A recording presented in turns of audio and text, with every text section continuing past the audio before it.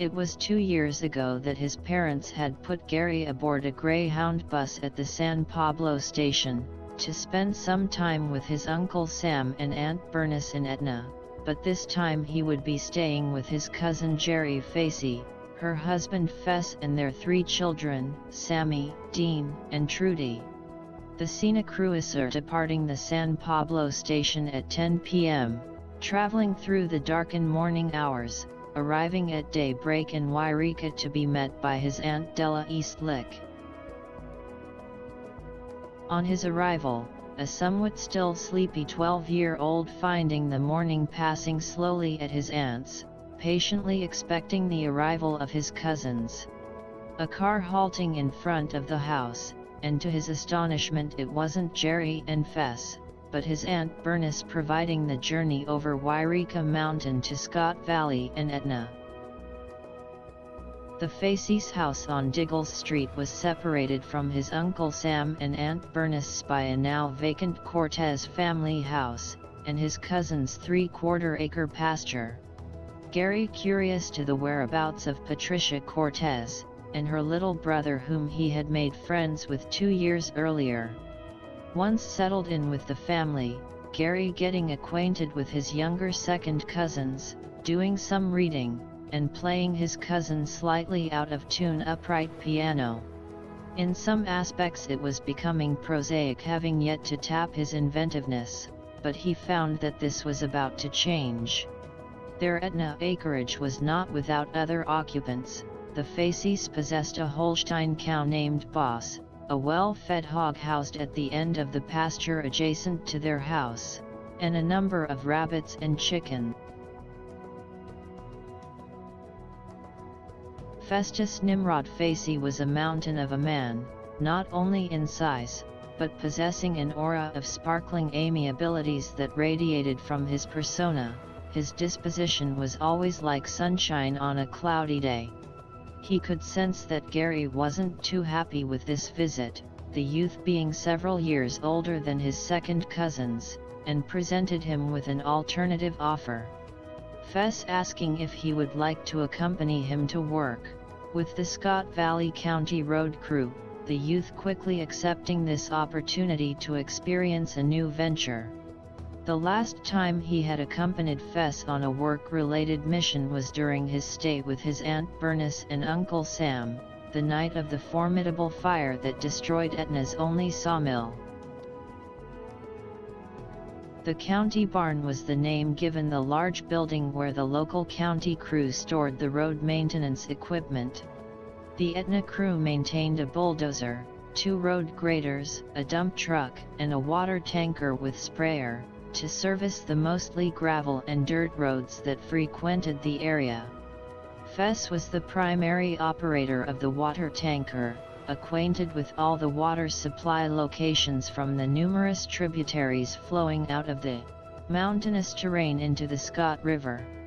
Among the tanker's equipment, Gary discovered an item used during the idle time while the pump extracted water from the local stream, a fishing pole.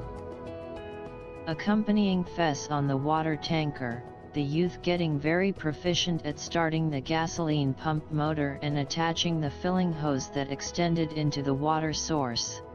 On one occasion when the road grader driver called in sick, Fess operated the grader with young Gary aboard, demonstrating how to run the grader with its many levers for raising, lowering, changing angles and the pitch of the blade, letting the youngster have a turn at the controls.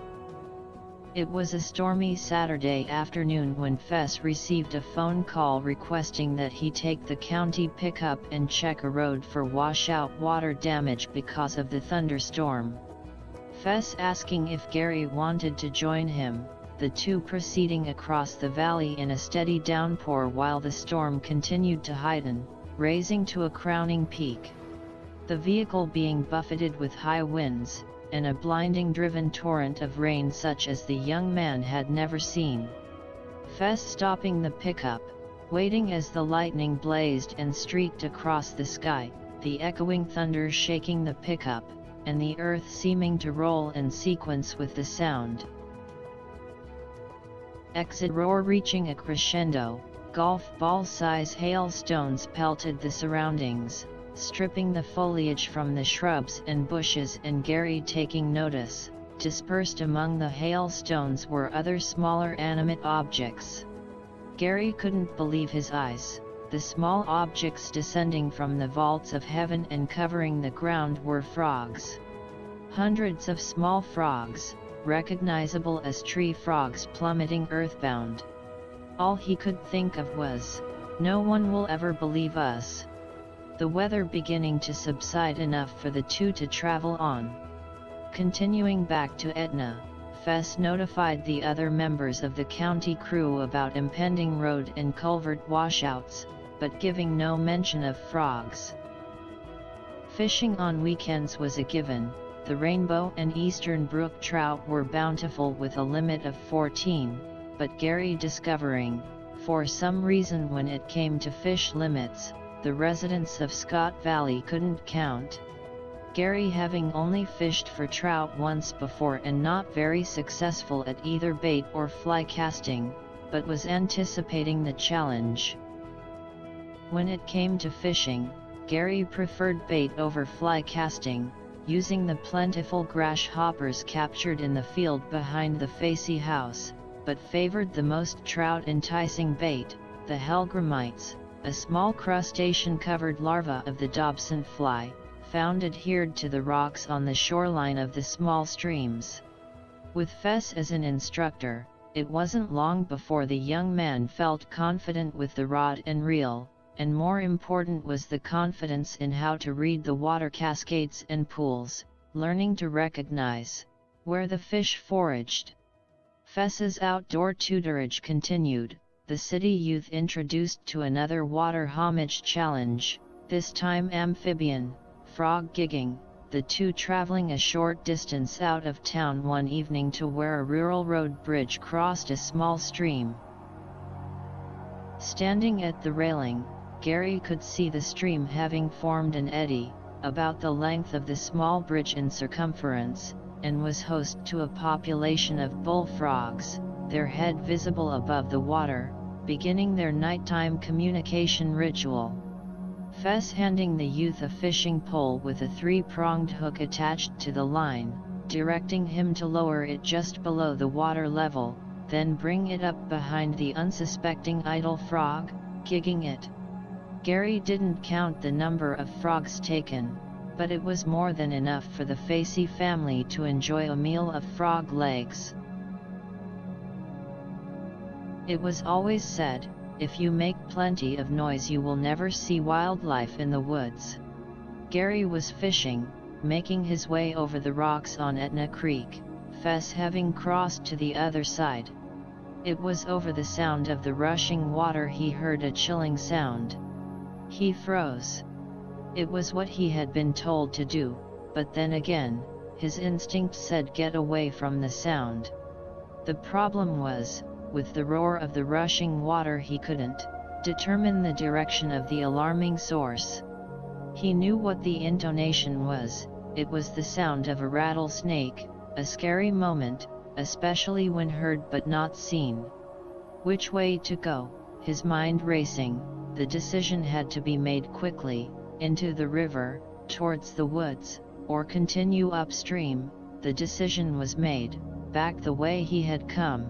The warning no longer audible, but a reminder of the exploit remained. Just the name, Tangle Blue, sounded like adventure to 12-year-old Gary, and what was more intriguing, Fess and his brother Albert drove up in a military-style four-wheel drive Jeep. The question was how to fit 3 adults, 4 kids, and the camping equipment into a Jeep. Where there's a will, there's a way. The expedition traveled south on Highway 3, crossing the East Fork of the Scott River 16 miles south of Callahan, turning west on what appeared to be a fire break or logging road paralleling Tangle Blue Creek, the makeshift road ending shy of the lake. The uphill forest and shrouded incline presenting a problem, the weight distribution in the back of the Jeep causing the front wheels to barely make contact with the ground. Albert solved the problem by sitting on the hood. His added weight up front was what was needed. Arriving, setting up camp at the small lake nestled below a 6,900-foot peak, with patches of snow still remaining, undisturbed by the sun. The weekend finding Fess and Albert having success fishing, Gary yet to master the challenge, never having lake fished before, somewhat dismayed to stand and reel in a bobber, his youthful impatience beginning to show. Deciding to explore, including the shoreline for a creek exiting the lake, discovering a small stream but with very little water flow. Any disappointment was short-lived with the beckoning of the nearby peak and the overwhelming presence of the wondrous surroundings painting an unforgettable picture. The blonde-haired girl's name was Bobby Brown. She was Gary's age. She resided 1 block away from Jerry's and Fess's on Center Street, in a 2-story house with her parents and younger sister. Her father was the editor and publisher of the Etna Weekly newspaper. The two having met at the Etna Star Theater one evening, Gary introducing himself, walking Bobby and her sister home after the movie. He enjoyed being with her, and before leaving, asked if he could see her again. This was the beginning of the two spending time together, Gary feeling a sense of comfort he had never experienced before. Fess soon recognized that Gary was spending his evenings with Bobby and kidded him about not wanting to join him in the mornings, which in many respects was true. Gary finally deciding to spend the remaining vacation days with Bobby and her little sister, the three gathering fishing equipment, hiking up Etna Creek, fishing, or venturing into the wooded mountain area with a sack lunch. The evenings together were transcendent. The clear warm nights provided a wonderful view of the heavens, Gary with his youthful knowledge of astronomy naming the constellations, planets, and those stars he knew, pointing out the Pleiades, better known as the Seven Sisters, one of the more recognizable groups decorating the heavens. His conversations with Bobby was not one of boasting, but making idle talk of his ventures and of life's impressions.